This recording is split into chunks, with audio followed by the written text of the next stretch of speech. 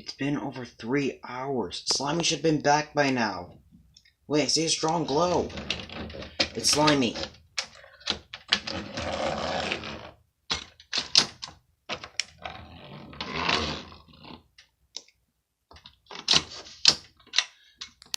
How is he? How is she? Oh, Archie, why would you care? You're the one who said she shouldn't have survived to begin with.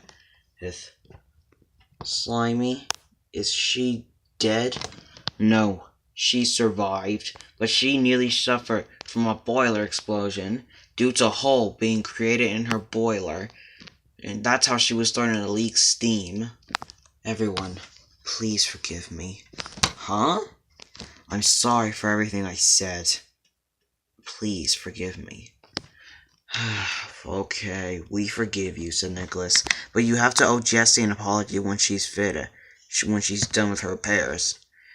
Slimy, anything else happened?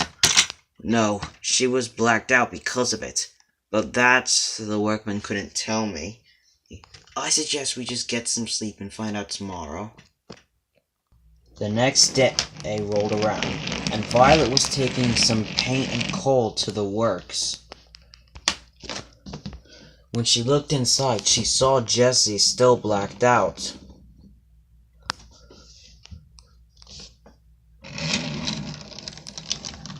I didn't want to tell them back at the shed, said Slimy. It just didn't feel right. Croven! Jessie, what's the matter? Who's Croven? Why are you crying? Oh, just leave me alone, Violet. Well, then. And Jessie, she's only trying to help you. Well, I've had worked on colliery all my life, haven't I? Of course I'm gonna pick up that slang. A colliery? Oh my goodness. So you do remember where you came from, and you lied to Hurricane as well as us. We can ask those questions later, or Slimy. But why are you crying, Jessie? Well, I've played a stupid little game. I miss one of my friends out there in my arms. I had a dream about it, and it upset me.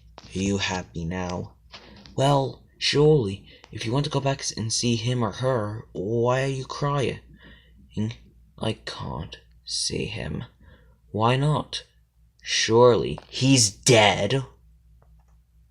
Any chance you could tell us more? Tell you what? I'm a horrible engine.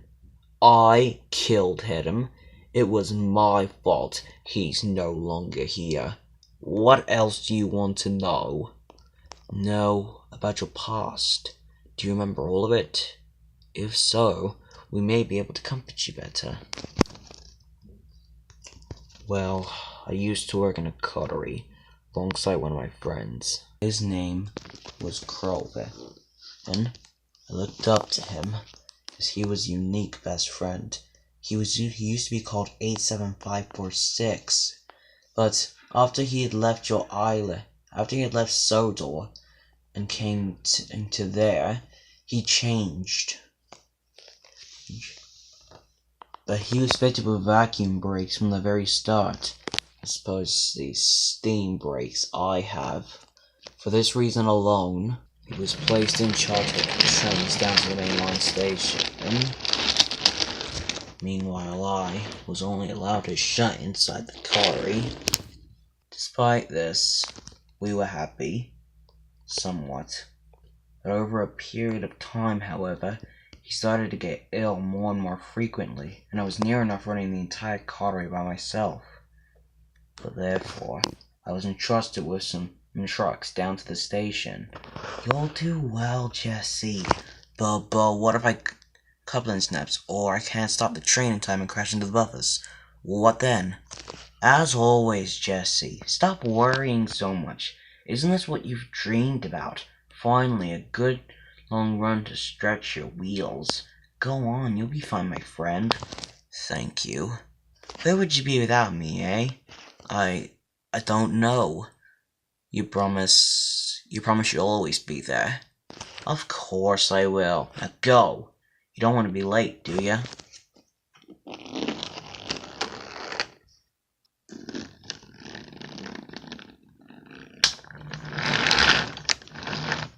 Right, number 46. Do you know where this lot's going? Down to the station, sir. Well, get it there safely, you hear? Will do, sir.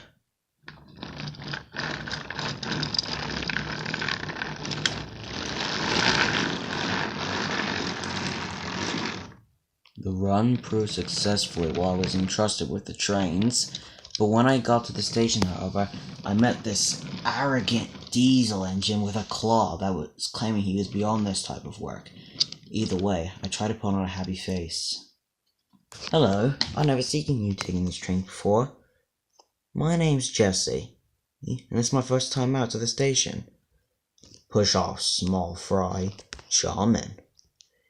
At least we're more efficient than you are. Ugh, how rude. I started hating the runs down to the station, and each time I've been told off by this larger diesel, I told Krogan all about it each time, and to what he said, "You're very brave going up against him like that. Trust me, when I get back up and running, I'll give him a piece of my mind." The next day, he rolled around and I was mentally preparing myself for a fuel efficiency of comments. But when I got to the station, however, the diesel was talking to a diesel shunt I had never seen before. They were talking in secret, and obviously hadn't seen me or heard me arrive. So I attempted to listen in on their conversation in order to gain something I could use against him in our next argument. And that's when I heard it about Sodal, about the mainland, and after I heard it, I decided I heard far too much. I have to get back to the colliery now. So I collected my cars and bumped them.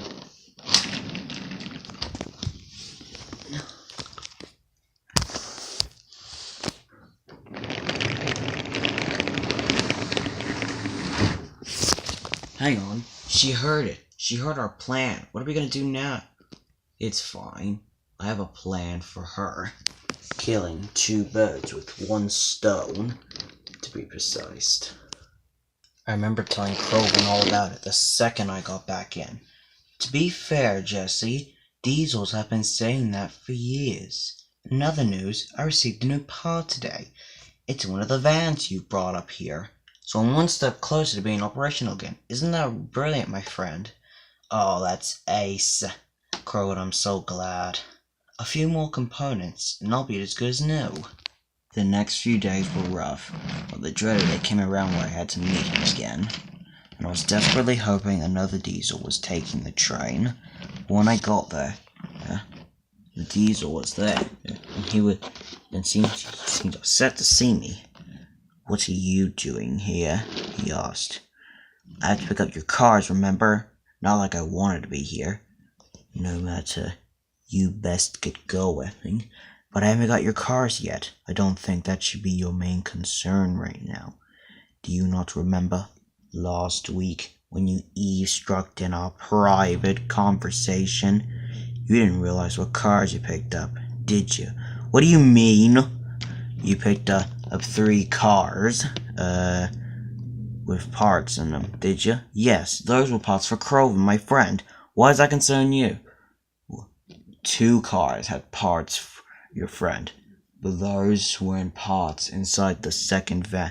Inside the van, it was something explosive." "You're bluffing." "Do I look like an engine who bluffs? Enjoy the everlasting guilts." No, stop it! Driver, now." I rocked down up the line, and I pounded down the line, shaking violently as I went. But in the end, it was too late. No! I know I shouldn't have, but I had to.